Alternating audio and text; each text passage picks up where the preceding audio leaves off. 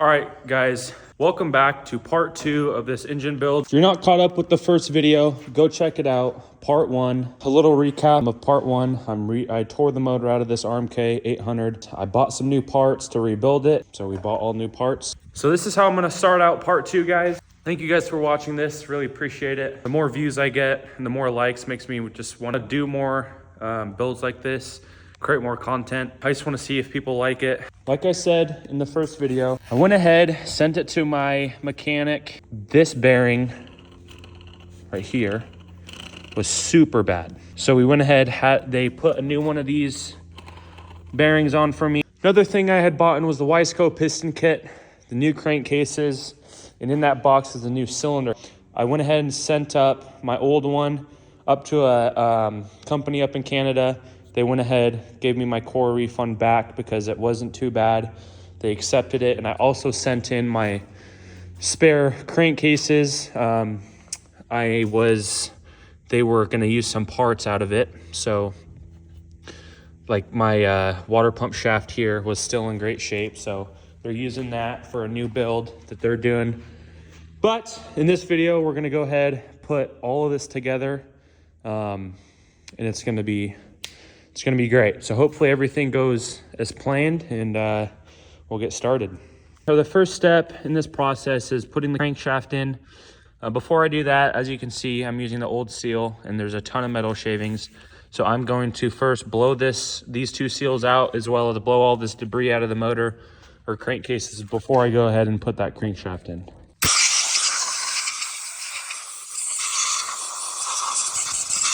As you can see, crankshaft is in. We got the seal in place, as well as this seal.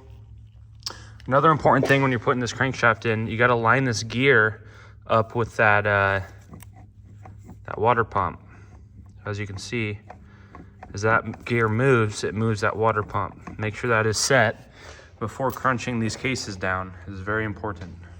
Next step is I'm going to make sure all these clips line up, seals, and everything else looks good. I'm going to now go ahead and seal up this case in what I'm using, ultra red gasket high temp maker.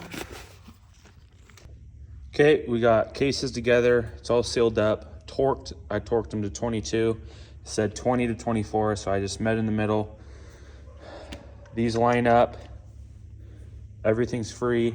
So now we're gonna go ahead and put this water pump gasket on. All right, guys, so what we're doing now is we're putting the coil on, the flywheel, and then the flywheel, whatever that's called. Just making sure everything is tightened correctly. I went ahead, did put the water pump cover on, just hand tight all of these bolts.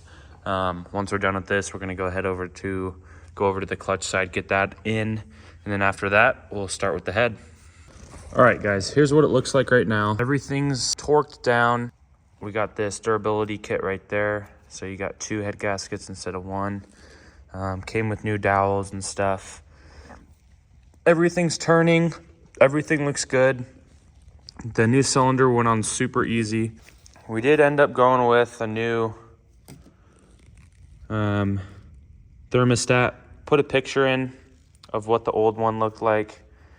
It was actually broken, so when we hooked it up to a reader for your motor, it had a lot of overheating issues, so I was kind of hoping it was the thermostat, and it was. Went ahead and got a new thermostat. That's in.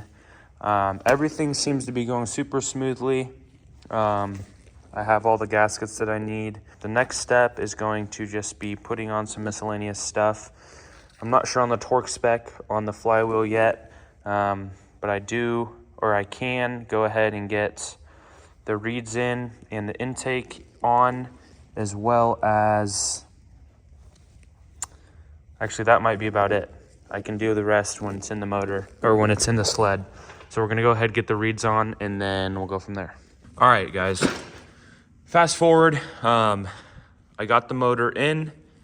Now all I'm doing is, I actually put the motor in. I've taken the motor out like twice because I forgot to put these oil lines on, and also a hose that goes from the top of the thermostat all the way down under to the water pump line way over there.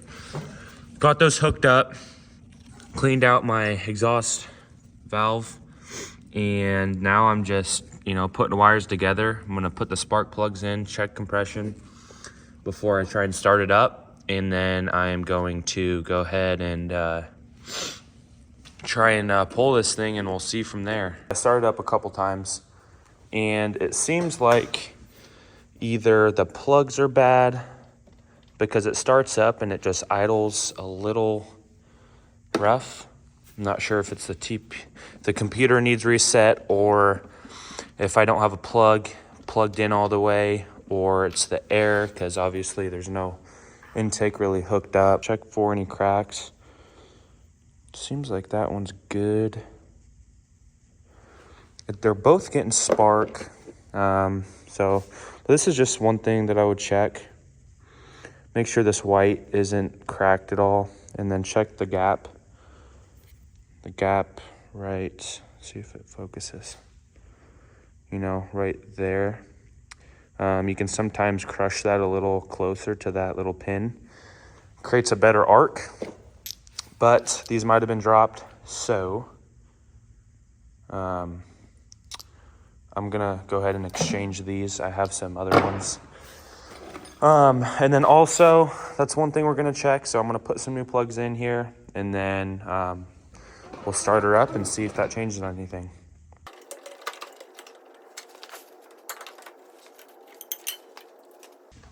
All right, guys, we're gonna go ahead and start this thing up.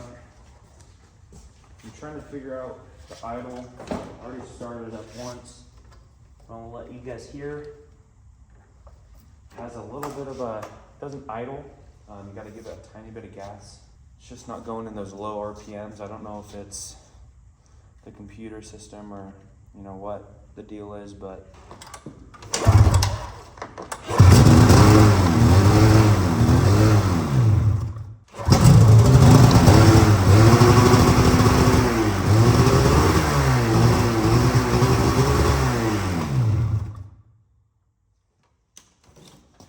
so as you can see or hear, something's making it not want to go into that low idle. I don't know if it's the throttle or what. I don't know what it is, but I'm just not sure. It's just something's not making it want to go in that idle. So we're gonna go ahead, take it to mechanic shop. They're gonna go ahead and diagnose. Could be simple. It's probably the electronic system, the computer. It's not used to, all this new stuff. Very common. But guys, new motor's in. It is ready for this winter. Everything went super smoothly. Everything's torqued good, oiled. It's ready to rip. This is gonna end part 2 of this video. The only thing else I need to really do is, obviously it's going to a shop to get computer reset, and then the rear shock, obviously, as you can see, just sitting on the track back there. It's supposed to look like that, but I don't have my rear shock in. Just gotta go pick up a new shock for that, and then that's pretty much it. Hope this was good content for people out there kind of wondering how to do this kind of motor swap.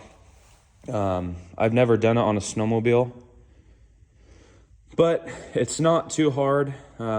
Especially what really made me want to do it myself is the bids that I got personally for wanting to bring it to a shop, and that was not a good idea if I were to do that, because this took me probably a total of 10 hours to just, when I had all the parts, fully rebuild it and put it in, clean this thing up, and it really didn't take me long. But I don't have a computer, so I can't, that's kind of the side of things where I don't know how to do, and I don't know how to tune these motors, or I just know how to rebuild them and stuff. But other than that, guys, this is going to wrap up part 2, the RMK 800 rebuild video. So I hope you guys enjoyed, and hit the subscribe button and like this video. Hope you guys enjoyed, and we will see you in the next video. We should be riding some snowmobiles.